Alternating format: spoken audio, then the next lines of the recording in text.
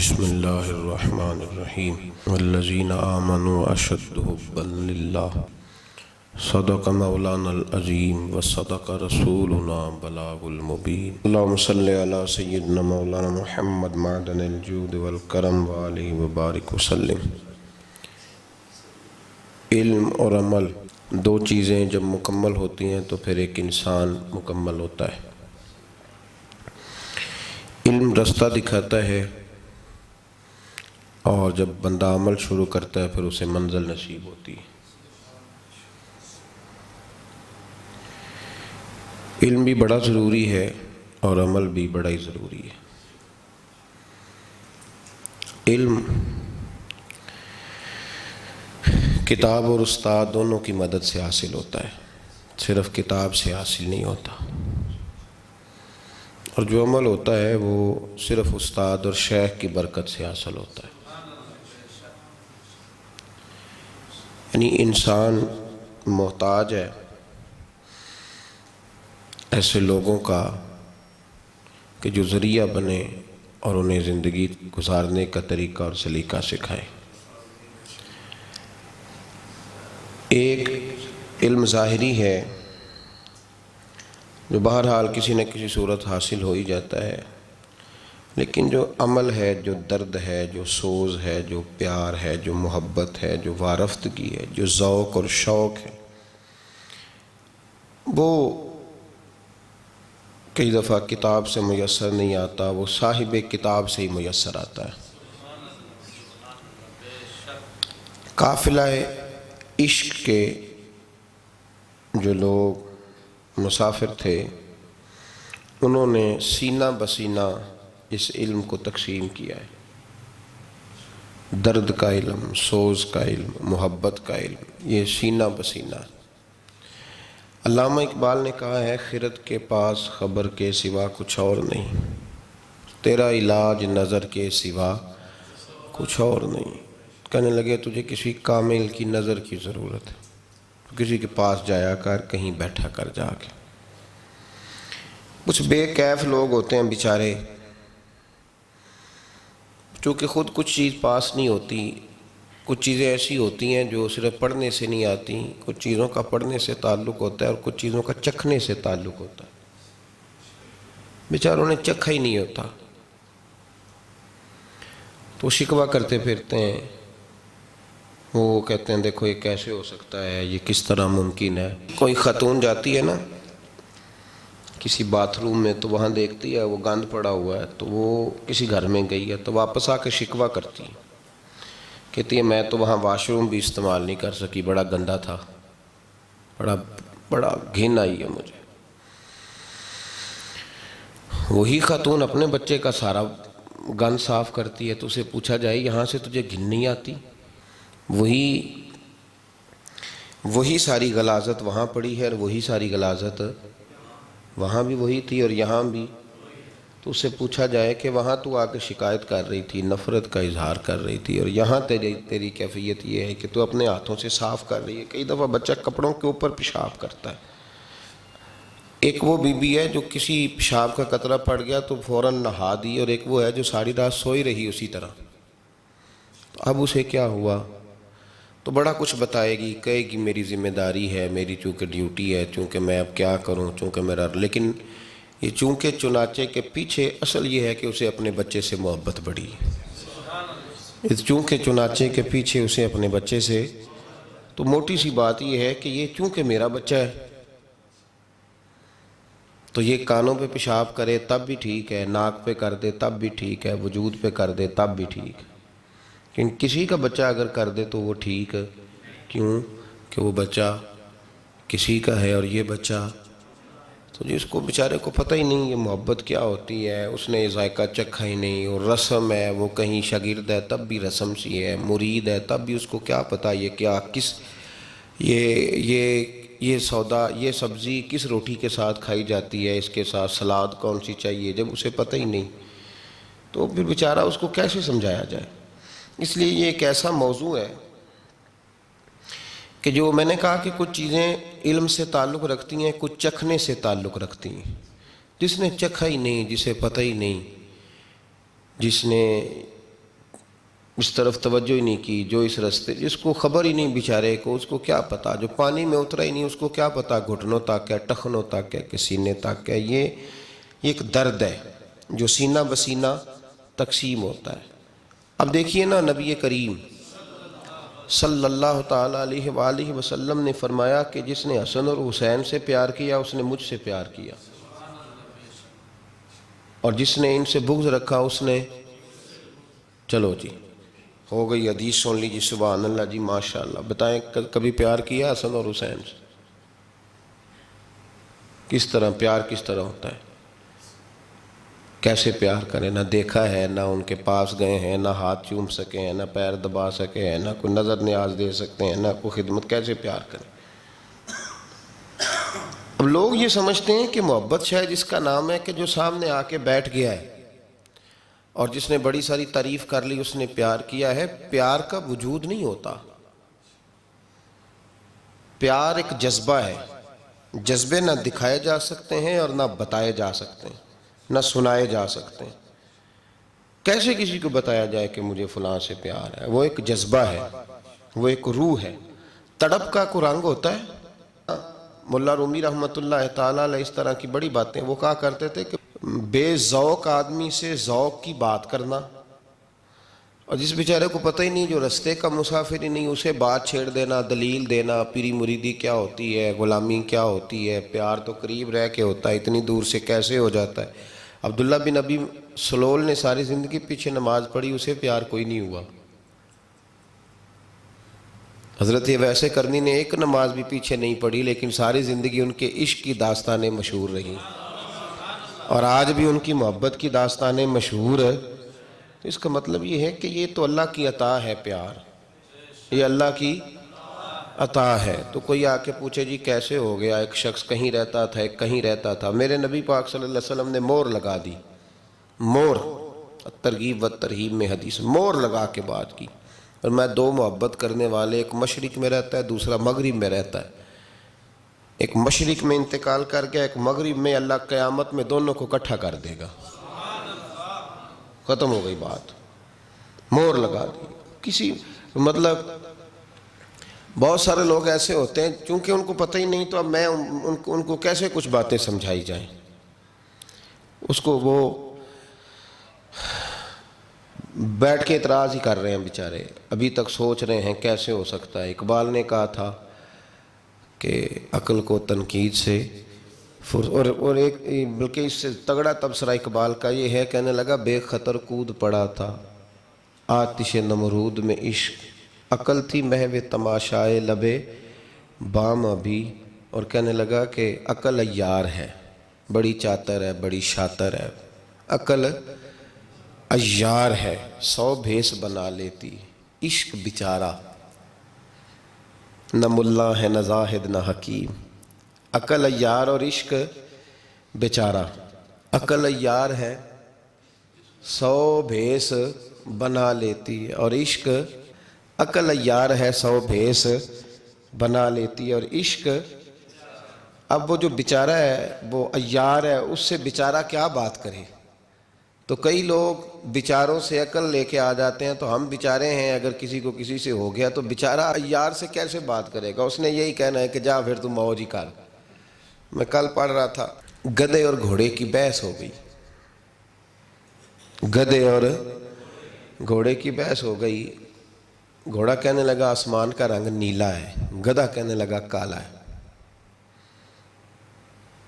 کون سا رنگ ہوتا ہے آسمان کا؟ نیلا۔ گھوڑا کہہ رہا تھا نیلا ہے، گدھا کہہ رہا تھا کالا۔ بحث ہو گئی۔ اب وہ جب دونوں اپنی بات پہ اڑ گئے تو مقدمہ شیر کے پاس چلا گیا، بادشاہ تھا جنگل کا، اس کے پاس مقدمہ لے گئے۔ تو گھوڑا کہنے لگا بادشاہ ہمارا جھگڑا ہو گیا، فیصلہ کر دے۔ یہ کہتا ہے گدھا کہ آسمان کا رنگ کالا ہے، میں کہتا ہوں نیلا ہے، تو آپ فیصلہ کر دیں۔ تو بادشاہ سلامت کہنے لگے کہ اس طرح کرو، گھوڑے کو عمر قید کی سزا دے دو۔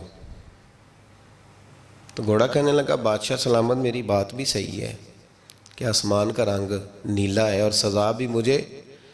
تو اس نے کہا تجھے سزا اس بات کی نہیں کہ تیری بات ٹھیک ہے، سزا اس بات کی ہے تو نے گدھے سے بحث شروع کر دی ہے، تو گدھا ہے۔ تو نے گدھے سے بحث شروع کر دی، تیری سزا بنتی ہے کہ تو نے بحث کس سے چھیڑ دی جی؟ وَإِذَا خَاطَبَهُمُ الْجَاهِلُونَ قَالُوا سَلَامًا، جاہل ملے تو اسے سلام کرتے ہیں، اس سے بحث، گدھے سے بحث تو نے چھیڑ دی، تیری سزا ہے۔ اب وہ جو عیار ہیں گدھے، ان سے کیسے بحث کی جائے، انہیں کیسے یہ مسئلہ سمجھایا جائے کہ عشق بیچارہ نہ ملا ہے نہ زاہد نہ حکیم، این عشق جنہاں نو لگ جاندہ وہ سک جاندے نے وانگ کان، تو کیسے سمجھایا جائے؟ وہ تو بیچارے، وہ ان کو تجھے کیسے سبق پڑھایا جائے؟ وہ تیرے والا ہے ہی نہیں۔ میرے نبی پاک صلی اللہ علیہ وسلم نے ایک دن صحابہ کے بیچ بیٹھ کے فرمایا تھا، مجھ سے پیار کرنے والے تو تمہارے بعد آئیں گے۔ کہ یا رسول اللہ ہمارے بعد؟ فرمایا تم تو سارا کچھ دیکھ داکھ کے محبت کر رہے ہو، وہ بن دیکھے مجھ سے پیار کریں گے۔ یہ کیفیات ہیں، یہ بزرگوں کے وسیلے۔ پیار کتابوں سے نہیں ملتا، پیار اللہ والوں سے ملتا ہے۔ پوری بزم میں دیکھیں نا،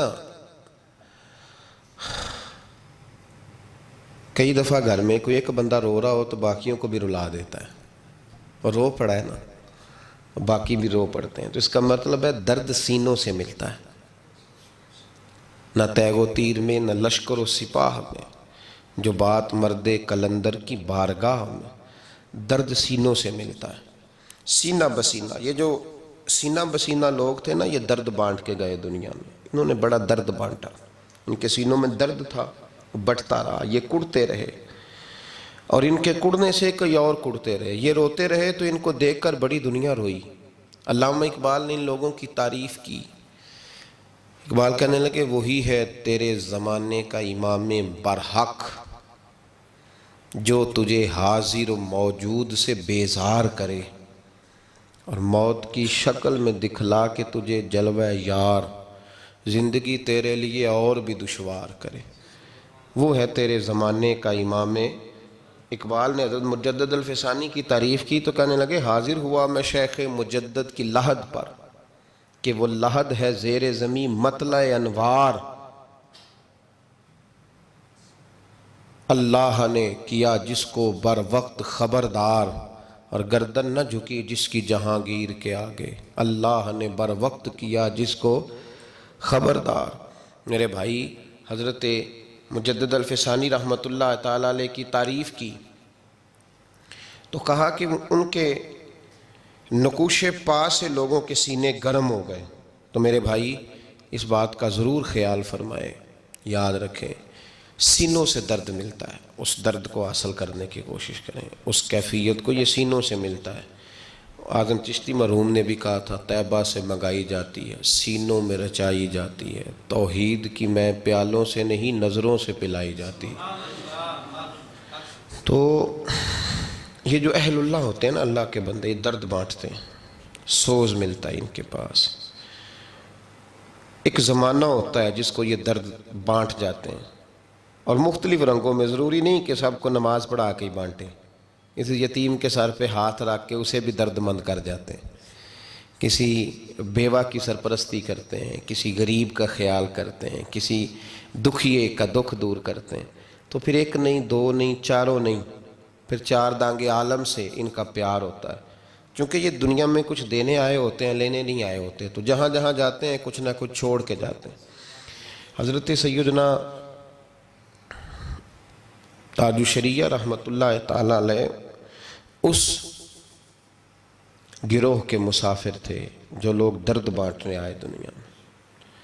ان کی شاعری نے، ان کے درد نے، ان کی بھیگی ہوئی آنکھوں نے، ان کے چمکتے ہوئے چہرے نے، ان کی حضور غوث پاک سے محبت نے، ان کی اعلیٰ حضرت فاضل بریلوی کے مشن سے عقیدت نے، ان کی اپنے دین کے ساتھ وابستگی نے درد بانٹا۔ ان کے سینے سے لوگوں نے درد حاصل کیا، ان کی مجلس سے، ان کی محفل سے، ان کی گفتار سے، ان کی رفتار سے لوگوں نے بڑا کچھ پایا۔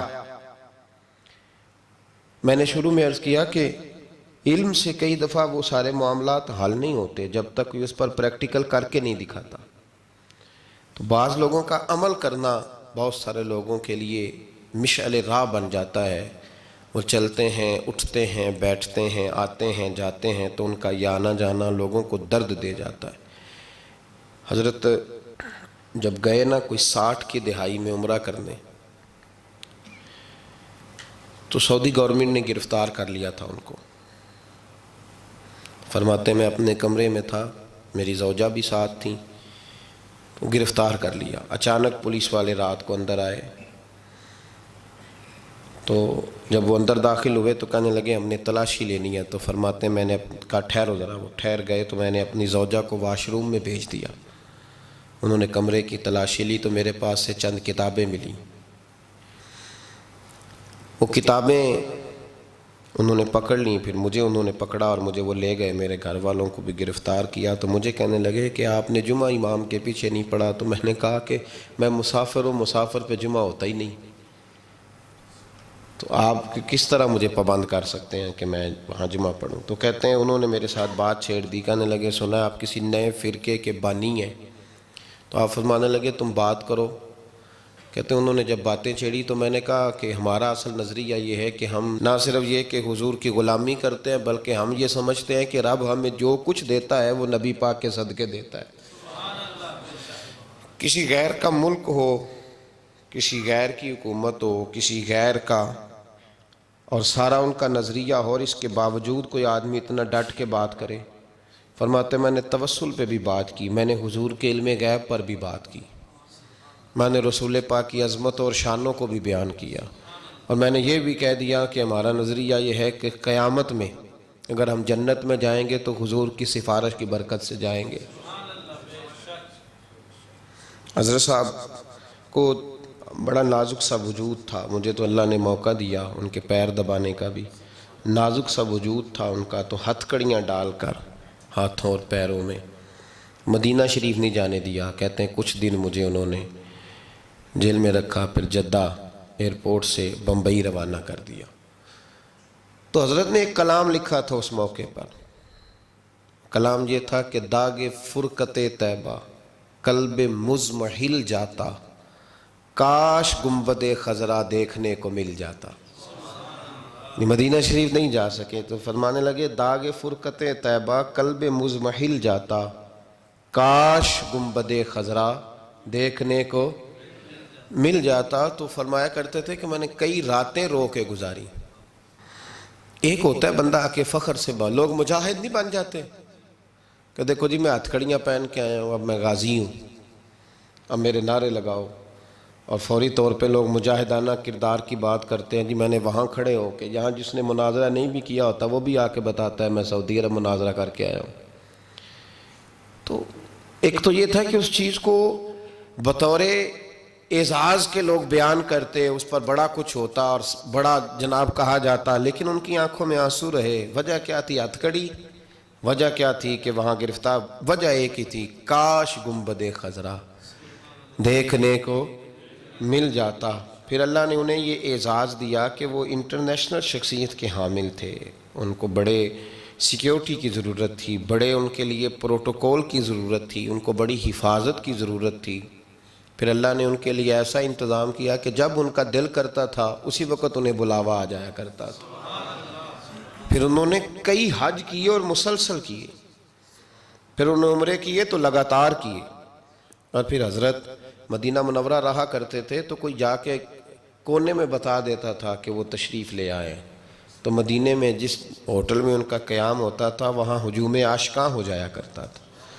درد بانٹا انہوں نے، وہ درد کے پیامبر تھے، درد تقسیم۔ یہ جو ان کا لقب ہے نا تاج الشریعہ، یہ ہندوستان کے لوگ، پاکستان، بنگلہ دیش کے لوگ تو کہتے تھے حرم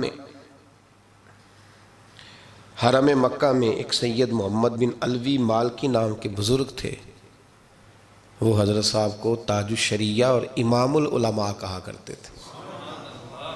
فرماتے تھے جس شخص کے پاس بیٹھ کے ہمیں کیف حاصل ہوتا ہے وہ یہ شخص ہے۔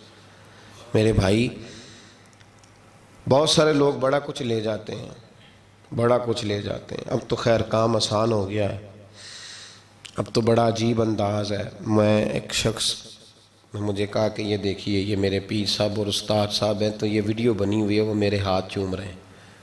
نہیں پیر صاحب مرید کے، تو اس نے وہ ویڈیو بنائی ہوئی ہے اور لگائی ہوئی ہے۔ تو میں نے کہا کہ بالکل صحیح ہے، تو ان کو غلطی لگ گئی، تیرا مرید ہونا چاہیے تھا، تو الٹ ہو گیا کام۔ دماغ ان لوگوں کا کام، تصویریں بنائی ہوئی ہیں اور اس طرح کی، کہتے ہیں میرے بغیر روٹی نہیں کھاتے میں، بھائی اس سے باہر آ جائیں، یہ کیفیت نہیں ہے۔ دیکھیں نا، اس کے ساتھ نسبت ہو جانا بھی بہت ہی کافی ہے۔ مظفر وارثی کا وہ فقرہ مجھے بڑا ہی پسند ہے، اس نے کہا تھا ان کا دیوانہ ہوں، ان کا یہ نہیں کہا کہ ان کی شفقت ہے، ان کی مہربانی ہے، ان کی توجہ ہے، ان کی، یہ نہیں فرمایا، کہا میں ان کا دیوانہ ہوں، ان کا بردر، پھر سمجھنا بات کو، ان کا دیوانہ ہوں، ان کا مجذوب ہوں، تو کیا یہ کم ہے کہ میں ان سے منسوب ہوں؟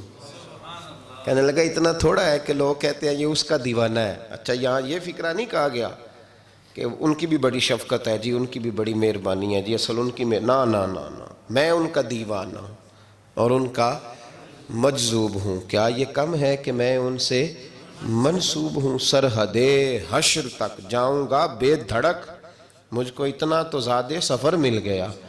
تو تیرا دیوانہ ہونا ضروری ہے، تیرا دروازہ کھول کے رکھنا ضروری ہے، باقی وہ آئے نہ آئے یہ اس کی مرضی ہے۔ تیرا گھر سجا کے رکھنا ضروری ہے، باقی اس کی توجہ ہو نہ ہو یہ بات علیحدہ ہے۔ لیکن نا، فقیر کا کام ہے کس آگے کرنا، آگے دینے والے کی مہربانی ہے، وہ دے دے تب بھی ٹھیک ہے، دھتکار دے تب بھی ٹھیک۔ تو بزرگوں سے کیف لینے کی کوشش کریں، ان سے، ان کی خدمت عالی مرتبت میں جب جائیں تو وہ جو درد ہے نا ان کے سینے کا، ہم ڈھلتے نہیں حالات کے ساتھ، اپنے بزرگوں کی توجہات کے ساتھ وہ ڈھلنے کی کوشش کریں۔ اگر تم منشا ہی نہیں سمجھ سکا ساری زندگی اور بعد میں تو دعویٰ کرے کہ میں 25 سال ساتھ رہا، تو پھر بھائی ابو جال بھی بڑا عرصہ اسی محلے میں رہا تھا، لیکن ساتھ رہنا شرط نہیں، ساتھ رہنا، رضا میں رہنا شرط ہے۔ تو بتا رضا میں کتنی دیر رہا ہے؟ ساتھ رہنے کا کیا مطلب ہوا؟ رضا کے تابع کتنا عرصہ رہا؟ تو یہ درد بانٹنے والے لوگوں کی ایک پورا تسلسل ہے، اس درد میں اپنے سفر کو جاری کریں، اس کیفیت کی طرف ان لوگوں کی اتباع میں اس سفر کو حاصل کرنے کی کوشش کریں۔